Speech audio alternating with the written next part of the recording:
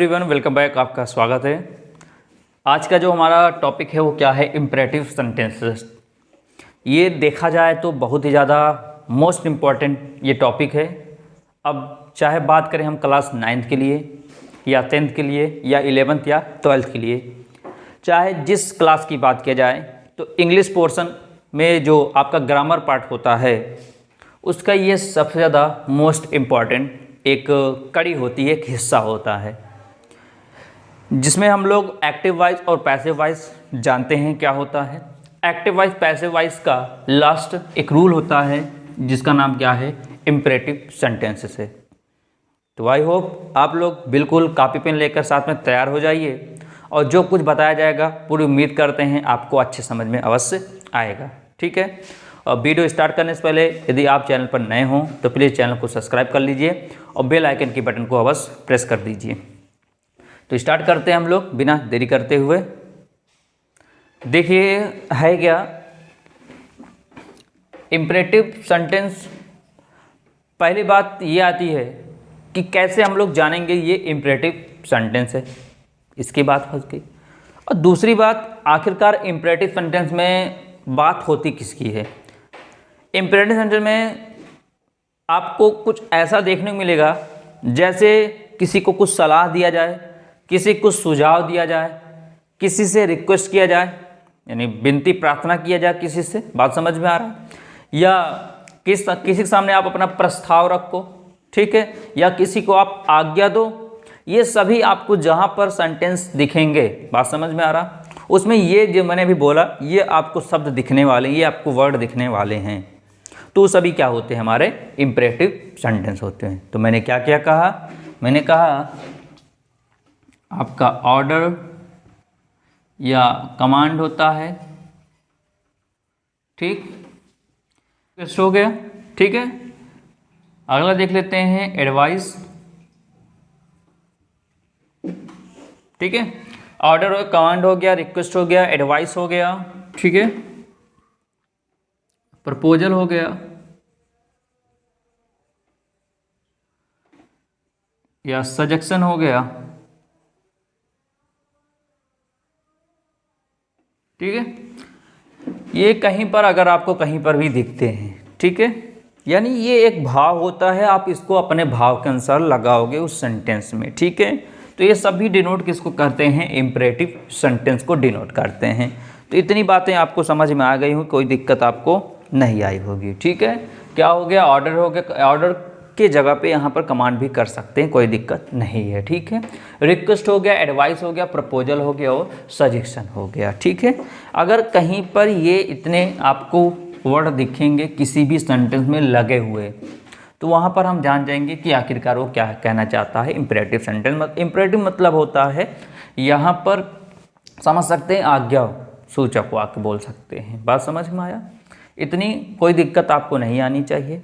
अब बात ये पड़ती है कि सर आखिरकार कैसे पहचानेंगे कि जो सेंटेंस दिया गया है वो हमारा इम्परेटिव सेंटेंस है? कैसे हम जानेंगे आखिरकार वो एक्टिव वॉइस का इम्परेटिव सेंटेंस है? क्योंकि मैंने ये बताया कि ये आप खुद लगाओगे, ये सब जो आप लिखा गया इसको आप अपने सेंस के अकॉर्डिंग लगाओगे उस पैसिव बनाने के लिए।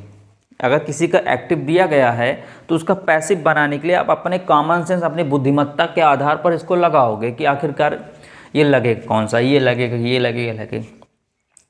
लेकिन कैसे पहचानेंगे आखिरकार वो जो सेंटेंस दिया जाएगा वो एक्टिव में इम्परेटिव का ही होगा? तो ध्यान दीजिए कैसे जानेंगे।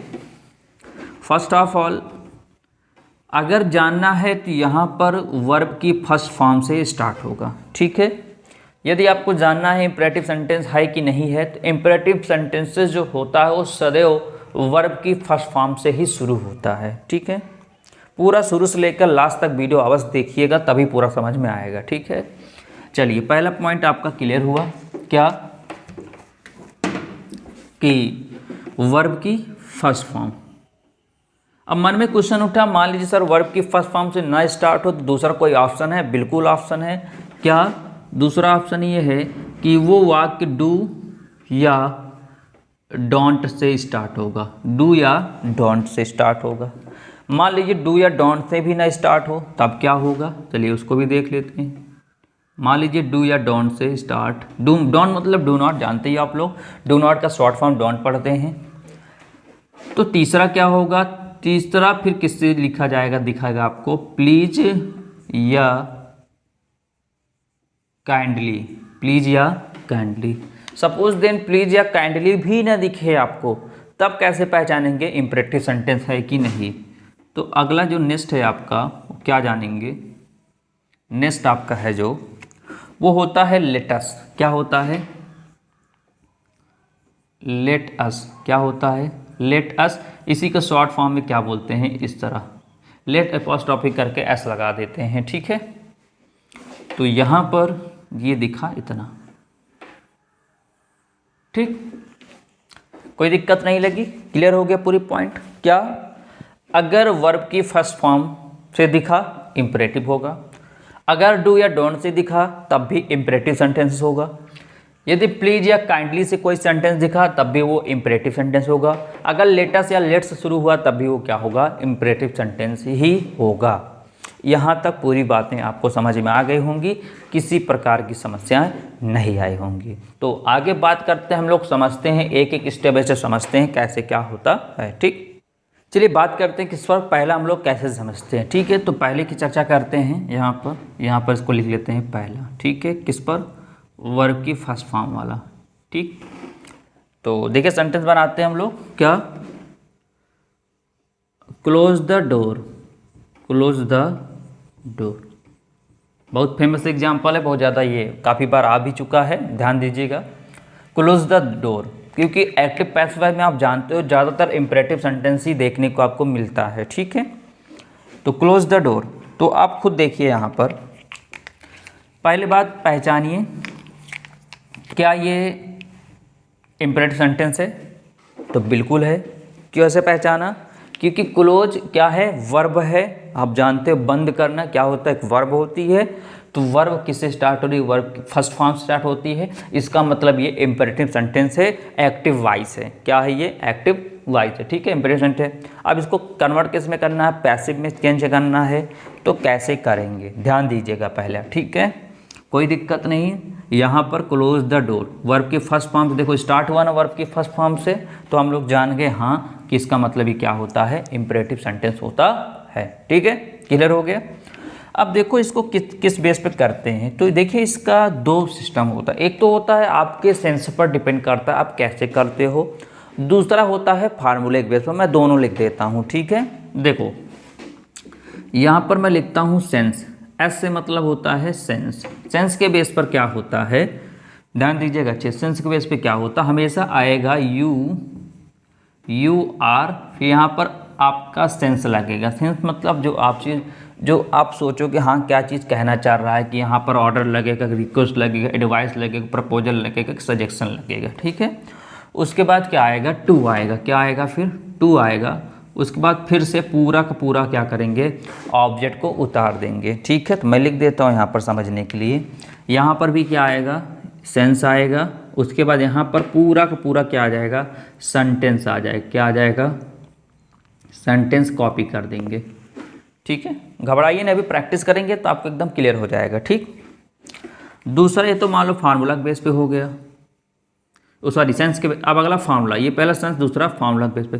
फार्मूला के बेस पे क्या होता है, आपका ऑब्जेक्ट सबसे आगे आ जाता है, क्या, सॉरी लेट करके, एक मिनट, लेट आएगा, फिर आपका ऑब्जेक्ट आता है, क्या आता है, ऑब्जेक्ट आता है, ठीक है। क्या आएगा, लेट आएगा, फिर ऑब्जेक्ट आएगा, फिर बी लगेगा, क्या लगेगा, बी लगेगा। बी लगने के बाद यहाँ पर हमेशा वर्ब की कौन सी फॉर्म आएगी, थर्ड फॉर्म आएगी, बस यही होता है आपका, ठीक है। यही एक दो फॉर्मूले होते हैं जिसके बेस पर आप लगा सकते हो, चाहे आप सेंस के बेस पर लगाओ तब भी करेक्ट हो जाएगा, चाहे आप फॉर्मूले के बेस पे लगाओ तब भी माना जाएगा सही आपका, ठीक है, कोई दिक्कत नहीं है। चलिए करते हैं, क्या, ध्यान दीजिए। अब देखो पहला हम लोग करते हैं किसके बेस पर, सेंस के बेस पर। चलिए देखो यू आर हमेशा आएगा, लिख देते हैं,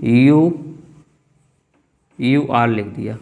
अब यहाँ पर सेंस लगेगा। अब बताओ क्लोज द डोर, अगर कोई कहे क्लोज द डोर, इसका मतलब क्या, वो आपसे रिक्वेस्ट कर रहा है, नहीं, क्या वो आपको सलाह दे रहा है? नहीं, वो आपको क्या कर रहा है? आपको ऑर्डर दे रहा है। भाई जैसे मैंने कहा open the door, open the door, इसका मतलब मैं क्या कर रहा हूँ? उसको ऑर्डर दे रहा हूँ कि दरवाज़ा खोलो।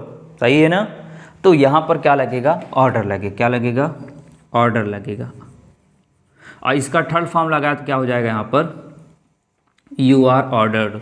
फिर क्या लगेगा यहाँ पर? हमेशा टू लगेगा। इतनी बात कोई दिक्कत नहीं, समझ में आया?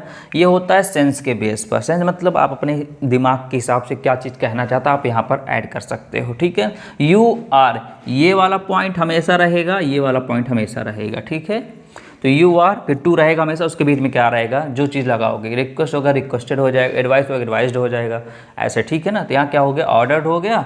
अब देखो क्या लिखा, सेंटेंस पूरा उतार दो, उतार दो सेंटेंस। क्या? Close the door, full stop. Clear हो गया? कोई दिक्कत नहीं आई, समझ में आया? You are ordered to close the door. ठीक है, एक सेंटेंस और बनाते हैं हम लोग। चलिए, क्लीन द रूम। अभी आते हैं, इस पर भी आते हैं, परेशान मत हो। ठीक है, एक स्पेस यहाँ छोड़ दिया जा रहा है, किसके लिए? फार्मूले वाले के लिए। यहाँ पर आते हैं अगला, clean the room, clean the room. चलिए पहचानो, क्लीन वर्ब की फर्स्ट फॉर्म, इसका मतलब इम्परेटिव सेंटेंस। ठीक है ना? देखो वर्ब की फर्स्ट फॉर्म से ही स्टार्ट होगा। ठीक है, तो इसको कैसे करेंगे? अगर सेंस के बेस पे करना हो, चलो एस से लिख देते हैं ताकि समझ, एस मतलब सेंस होता है। तो यहाँ पर क्या लिख दिए? यू आर, तो क्या लिखें यहाँ से? यू। अब बताओ क्लीन द रूम, तो अगर मान लो कोई कहता क्लीन द रूम, तो वो तो आपसे रिक्वेस्ट करेंगे नहीं, जाहिर सी बात है, ऑर्डर देगा। इतना तो समझ सकते हो ना? क्लीन द रूम, तो क्या कर रहा है? ऑर्डर दे रहा है। तो यहाँ पर क्या हो जाएगा? ऑर्डर, यहाँ पर ईडी जोड़ देंगे तो थर्ड फॉर्म हो गया। उसके बाद आएगा यहाँ पर टू आएगा, टू प्रयोग कर दिया। अब यहाँ पूरा पूरा उतार देते हैं, क्या हो गया? Clean the room. तो आई होप आपको सेंस वाला कोई दिक्कत नहीं आएगी, सेंस वाला पूरा क्लियर हो गया होगा। ऑलराइट, बात समझ में इतनी, कोई दिक्कत नहीं आई। अब बात कर लेते हैं फार्मूले। अगर मान लो यही हमको फार्मूले बेस पर लगाना हो तब कैसे करेंगे? तो आइए ध्यान दीजिए, फार्मूले बेस पे करना हो तो सबसे पहले लेट आएगा, तो हम यहाँ पर लेट लिख देते हैं। यहाँ पर एफ एफ मतलब होता है फार्मूला, यहाँ पर लेट लिखा। फिर ऑब्जेक्ट, ऑब्जेक्ट क्या है? यहाँ पर द डोर है, जाहिर सी बात है ऑब्जेक्ट, इसको लिख देते हैं द डोर। ठीक, अब उसके बाद हमेशा क्या आएगा? बी आएगा, तो बी का प्रयोग करते हैं। फिर वर्ब की थर्ड फॉर्म, वर्ब क्लोज है, क्लोज का क्या हो जाएगा? थर्ड फॉर्म, इसी में ईडी जोड़ देंगे, ये क्लोज्ड हो गया। ठीक है, क्या हो गया? क्लोज्ड हो गया, कोई दिक्कत नहीं। लेट किया, ऑब्जेक्ट, फिर बी, फिर वर्ब की थर्ड फॉर्म। ऐसे यहाँ भी लिखेंगे। फॉर्मूले बेस पर कैसे करेंगे? यहाँ क्या लिखेंगे? लिखेंगे लेट, लेट लिख दिए। अब क्या आएगा बताओ? ऑब्जेक्ट आएगा, तो ऑब्जेक्ट द रूम हो गया। फिर क्या आएगा? बी आएगा, तो बी का प्रयोग कर दिया। ठीक है, उसके बाद क्लीन का थर्ड फॉर्म क्या हो जाए? क्लीन्ड हो जाएगा। ठीक है, लो, तो आपका क्लियर हो गया, कोई दिक्कत नहीं आई। और देख लेते हैं एक एग्जाम्पल, और अच्छे से क्लियर हो जाएगा। लर्न योर लेसन, किसका देखते हैं? Learn your lesson, learn your lesson. ठीक है, लर्न योर लेसन का देखते हैं तो होता क्या है, चलिए देखते हैं। अगर आपसे लर्न योर लेसन अगर सेंस के बेस पे बात किया जाए तो कैसे करेंगे? तो चलिए पहले सेंस के बेस पे बात कर लेते हैं। तो यू आर हमेशा रहेगा, यू आर। अब बताओ लर्न योर लेसन अगर कोई कहेगा, इसका मतलब जाहिर सी बात है वो आपसे रिक्वेस्ट नहीं करेगा, ना आपको एडवाइस देगा, ना आपको सलाह देगा। ठीक है, इसका मतलब जाहिर सी बात है वो क्या करने के लिए बात कर रहा है? ऑर्डर।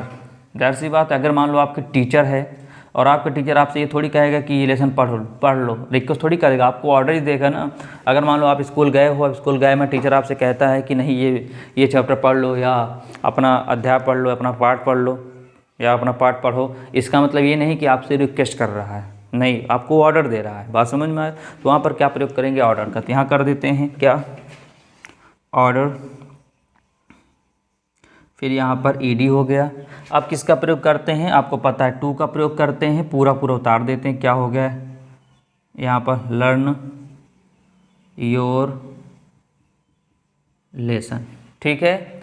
अच्छा, इसको फॉर्मूले बेस पे बनाओ, चलो फॉर्मूले बेस पे बनाते हैं, देखते हैं क्या होता है। तो यहाँ पर लेट का प्रयोग करते हैं, ठीक। ऑब्जेक्ट क्या है, योर लेसन, तो यहाँ लिख दिया योर लेसन लिख दिया, ठीक। क्लियर हो गया। अब क्या आएगा आपको पता है, बी आएगा, तो बी का प्रयोग करते हैं। वर्ब की थर्ड फॉर्म तो LEARN, इसी में टी जोड़ देंगे, बस लर्न हो गया। तो उम्मीद करते हैं आपको पहला क्लियर हो गया होगा। वर्ब की फर्स्ट फॉर्म से अगर स्टार्ट होता है कोई भी सेंटेंसेस तो हमेशा वो क्या कहलाता है, इम्परेटिव सेंटेंस कहलाता है। और आप देख रहे हो जब दोबारा हम लोग पैसिव बना रहे हैं, देखो ऑर्डर आ रहा है सब में, देखो ये वाला सब वर्ड आपको देखने में मिल रहा है, खैर सी बात है। तो कोई दिक्कत नहीं आई होगी, समझ में आ गया। देखो अच्छा लग रहा हो तो बिल्कुल लाइक करिए और इसको अधिक से अधिक लोगों तक शेयर अवश्य करिए ताकि वो लोग भी इसका आनंद ले सकें, ठीक है। तो हम आगे बात करते हैं किसका, डू और डोंट। चलते हैं डियर स्टूडेंट, देखिए अब हम लोग चर्चा करते हैं डू डोंट वाला, ठीक है। तो यहाँ पर देखो ये दूसरा वाला हम लोग डिस्कस करने वाले हैं। तो इसमें देखो 1 2 3 4 5 एग्जाम्पल है। क्या लिखा है, don't it again, sorry do it again है, do it quickly, don't disturb me, don't waste your time, ठीक है, don't tell him the answer, ठीक है। क्लियर है। अब देखो बात ये आती है कि अगर आपका दिमाग जा सकता है वहाँ तक, सोचो थोड़ा सा। यहाँ पर देखो डू और यहाँ पर डू मतलब कि इससे पहले हम लोग प्रेजेंट इंडेफिनिट टेंस में हम लोग निगेटिव और कहाँ देखे थे, इंट्रोगेटिव में, जो यहाँ की डू से स्टार्ट होता था। बोलो बात सही है ना। अब बात ये आती है सर कैसे पहचानेंगे कि ये वाला उसका तो नहीं है इंट्रोगेटिव का। तो मैं आपको बताना चाहूँगा, सुनिए ध्यान से। जो हम लोग पढ़े थे, क्या पढ़े थे हम लोग, पढ़े थे प्रेजेंट इंडेफिनिट टेंस का क्या, इंट्रोगेटिव। इंट्रोगेटिव अगर डू या डस से स्टार्ट होता था ना, मान लो डस हटा दो, डू देखो, डू स्टार्ट होता था तो लास्ट में देखो ध्यान से, लास्ट में जाकर वहाँ पर क्या लगता था सेंटेंस में, क्वेश्चन मार्क लगता था। अगर कहीं पर भी आपको डू दिखा स्टार्टिंग से, क्यों, क्योंकि हम लोग जानते हैं कि वर्ब की फर्स्ट फॉर्म तो इम्परेटिव, अगर डू या डोंट से स्टार्ट हुआ सेंटेंस तब भी इम्परेटिव, लेकिन डू से भी वहाँ भी तो स्टार्ट होता था। तो अगर वाक्य डू से स्टार्ट हो तो ठीक है, डोंट से हो तब भी वो क्या होगा, इम्परेटिव। लेकिन अगर डू से स्टार्ट हुआ और उसके लास्ट में क्या दिखा, क्वेश्चन मार्क दिखा, जैसे यहाँ पर लिखा डू करके कोई सेंटेंस बनाया, लास्ट में क्वेश्चन मार्क लग गया, तो अगर क्वेश्चन मार्क लग गया तो इसका मतलब ये प्रेजेंट इंडेफिनिट टेंस का इंट्रोगेटिव है। इसको हम लोग उसके पुराने रूल के हिसाब से चेंज करते थे। बात समझ में आया। इसको इसके अकॉर्डिंग बिल्कुल भी चेंज नहीं करिएगा। अब बात आती है सर कैसे पहचानेंगे, तो आप देखो अगर इम्परेटिव सेंटेंस पहचानना है तो डू वाला स्टार्ट तो है, लेकिन लास्ट में देखो क्या लगा हुआ है, फुल स्टॉप लगा, या क्या लगा, फुल स्टॉप लगा हुआ, क्या लगा हुआ, फुल स्टॉप। अगर डू से स्टार्ट हुआ लास्ट में फुल स्टॉप दिखा तब वो क्या कहलाएगा, इम्परेटिव ही होगा। बात समझ में आएगा। लेकिन अगर डू से स्टार्ट हुआ और लास्ट में अगर क्वेश्चन मार्क दिखा, ठीक है, जैसे मैं अगर कह दूं do you know, do you know, ठीक है, तो यहां पर देखो डू यू नो, क्या तुम जानते हो। अब यहां पर देखो लास्ट में क्या दिख गया, क्वेश्चन मार्क दिख गया। इसका मतलब ये किसके हिसाब से चेंज होगा, जो हम लोग पिछले बार एक्टिव पैसिव में पढ़े हुए हैं, ये टेंस के अकॉर्डिंग जो चेंज होता है रूल, उस हिसाब से आपको करना है, ना कि ये यू आर या लेट करके इस हिसाब से चेंज नहीं होगा। क्यों नहीं होगा, क्योंकि यहाँ पर क्या आ गया, क्वेश्चन मार्क आया तो प्रेजेंट इंडेफिनिट टेंस का इंट्रोगेटिव हो गया, जो कि इस रूल से सॉल्व नहीं किया जाएगा। ठीक है, समझ में आ गया। चलिए तो यहाँ पर देखो डू से स्टार्ट है, डू से, don't say, don't say full stop है, इसका मतलब इम्परेटिव है। क्लियर है, कोई दिक्कत नहीं।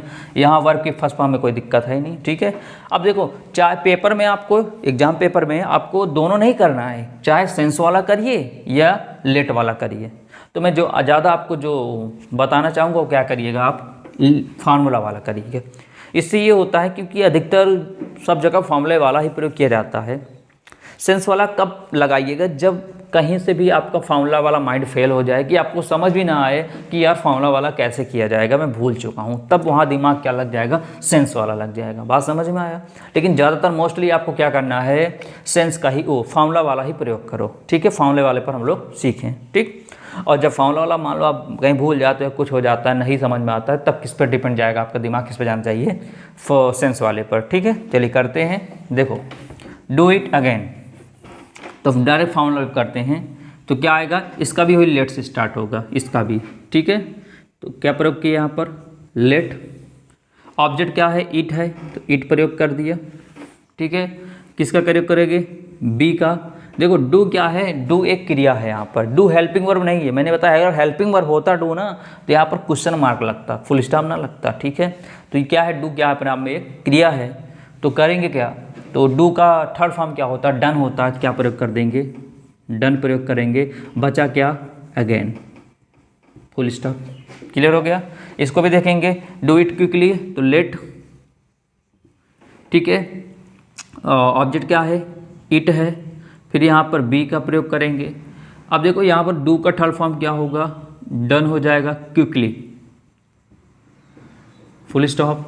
अब देखो यहाँ पर क्या है, सब कुछ वही है, केवल नॉट, बी से पहले क्या लगा देंगे, नॉट लगा देंगे, बस बी से पहले क्या लगा देंगे, नॉट। चले करते हैं यहाँ पर, तो लिखते हैं लेट, और यहाँ पर क्या आएगा, तो मी। क्लियर है। अब बहुत लोग के मन में एक क्वेश्चन फिर उठा, क्वेश्चन ये उठा कि सर हम जानते हैं, क्या जानते हैं, कि अगर आई है तो आई का मी होता है, लेकिन जब मी आगे आता है तो आई बन जाता है, यही होता है ना। तो यहाँ पर देखो लेट लगाया, तो जब मी आगे आया, मी ऑब्जेक्ट था, जब आगे सब्जेक्ट बनना चाहिए, तो जब आ गया तो आई बनना चाहिए, तो आई क्यों नहीं बना। तो आपको पता होना चाहिए, मैंने आपको पढ़ाया है, बताया है, क्या बताया, सुनिए ध्यान से।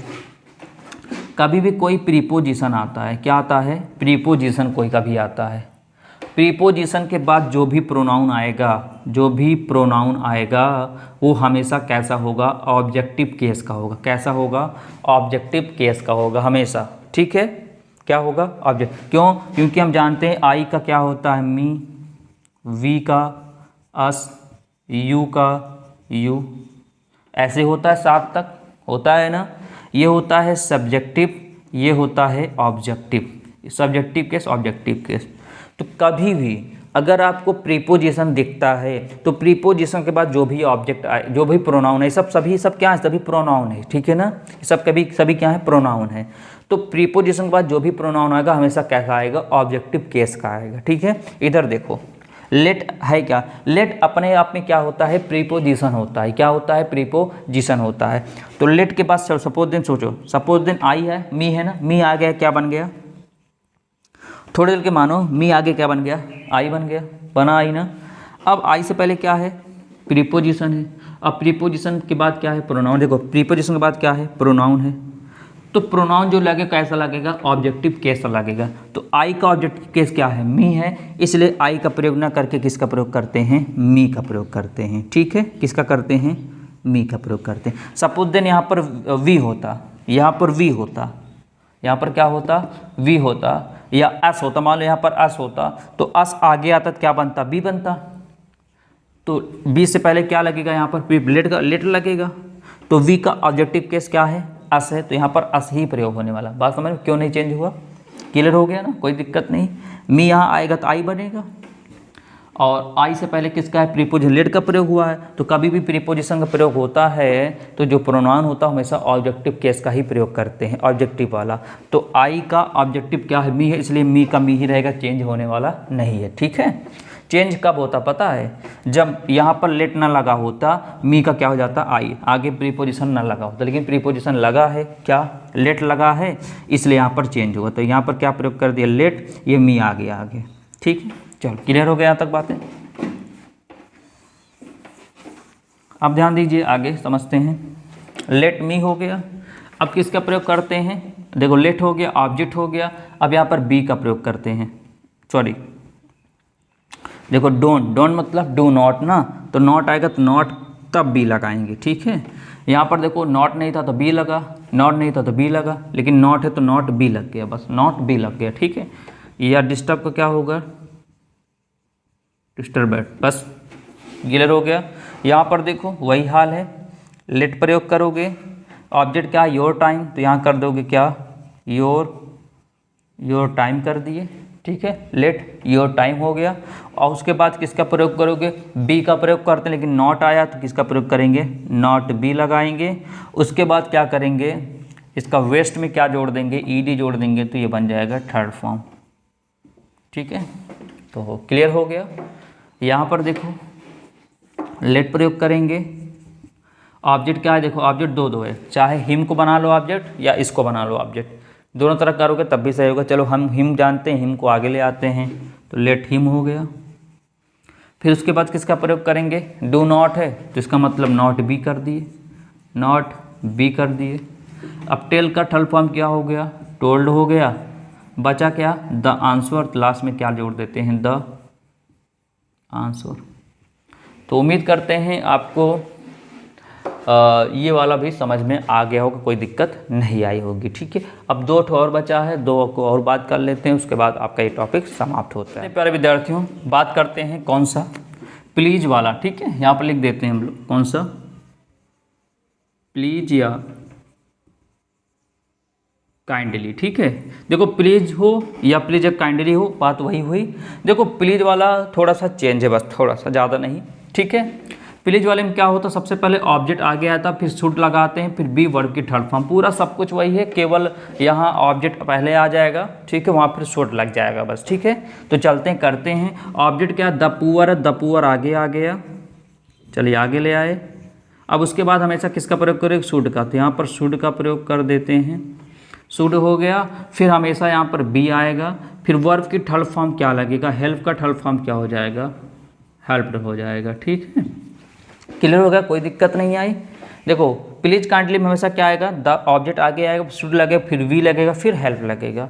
अब ये ना कहना कि सर प्लीज वाला कहाँ चला जाएगा। देखो प्लीज तो एक पहचानने का रूल होता है ना, अगर प्लीज नहीं होगा या काइंडली से नहीं स्टार्ट होगा, प्लीज से नहीं स्टार्ट होगा, तो हम लोग कैसे पहचानेंगे कि वो इम्परेटिव है, नहीं पहचान पाएंगे। तो प्लीज ये पहचानने का एक तरीका होता है, इसलिए प्लीज यहाँ पर प्लीज वाला दोबारा इस वॉइस में प्रयोग होने वाला नहीं है, ठीक है ना। नहीं सोचे सर प्लीज़ लिखा दे, नहीं, प्लीज़ नहीं लगाया जाएगा। प्लीज़ तो एक पहचानने का रूल होता है इसका, ठीक है। चलें आगे।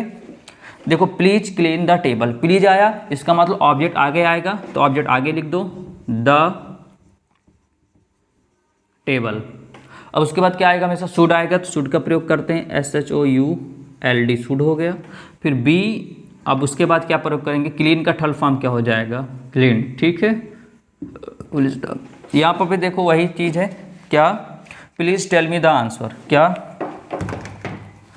Please tell me the answer. तो यहाँ पर क्या होगा, ऑब्जेक्ट देखो, ऑब्जेक्ट इसको बना ले, चाहे इसको बना लो, कोई दिक्कत नहीं, ऑब्जेक्ट इसको बना, क्योंकि प्रोनाउन वाला तो इसको हम लोग ऑब्जेक्ट बना लेते हैं। तो ये आगे आएगा तो क्या बन जाएगा, आई बन जाएगा। अब देखो, अभी आप सोचोगे इससे पहले मी वाले को आगे ले आए, मी ही लेकर आए थे, आई क्यों आ गया। आप देखो ध्यान से देखो, वीडियो को बैक करके आप फिर देखिए, मी से पहले वहाँ पर लेट का प्रयोग हुआ था, लेट एक प्रीपोजिशन होता है, तो क्या यहाँ पर कहीं लेट का प्रयोग हुआ, नहीं हुआ ना, इसीलिए मी का क्या हो गया, आई हो गया, ठीक है। मी का क्या हो गया, आई हो गया, ठीक है।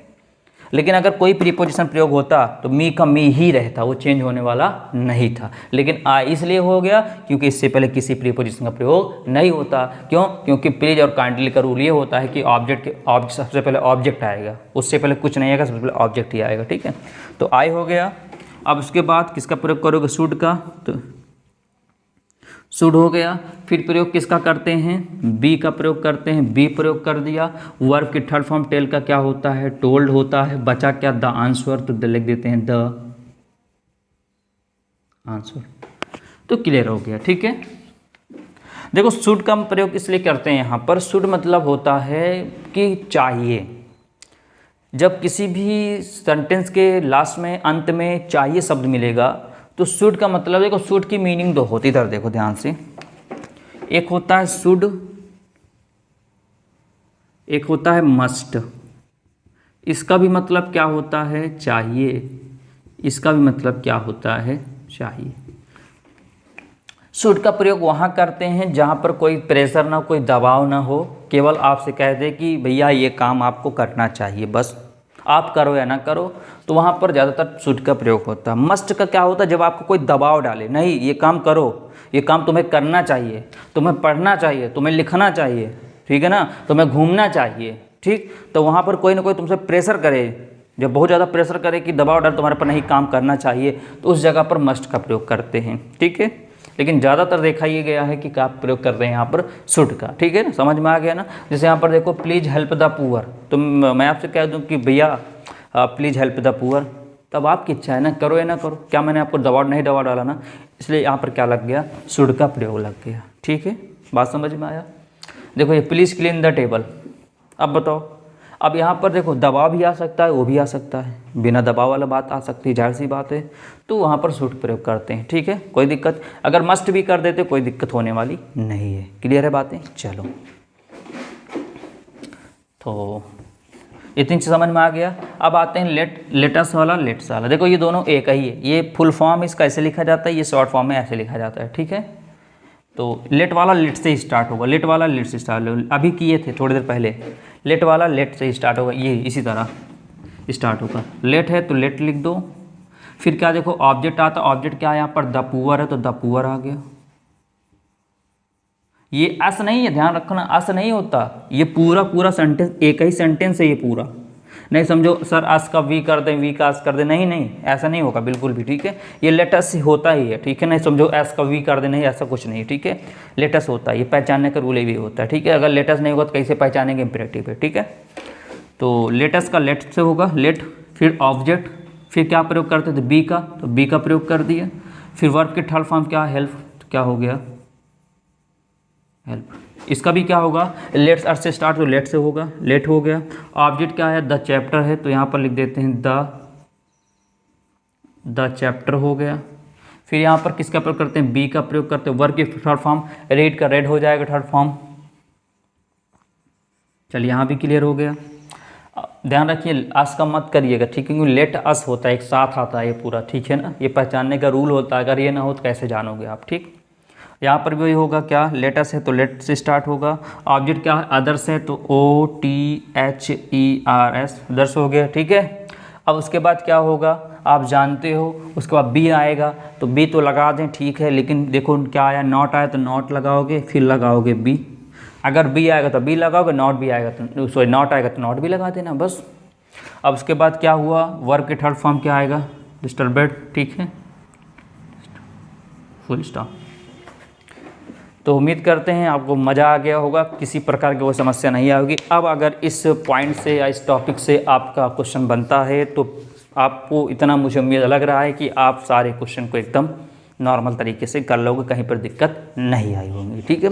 तो ऐसे ही मज़ेदार वीडियो पाने के लिए अगर अभी तक आप हमारे चैनल से नहीं जुड़े हैं तो प्लीज़ चैनल से जुड़ जाइए, जहाँ पर आप देख सकते हैं बहुत ही आसान तरीके ही से आपको हर एक चीज़ बताने का पूरा प्रयास किया जाता है। तो ठीक है, नेक्स्ट लेक्चर में बात करेंगे हम।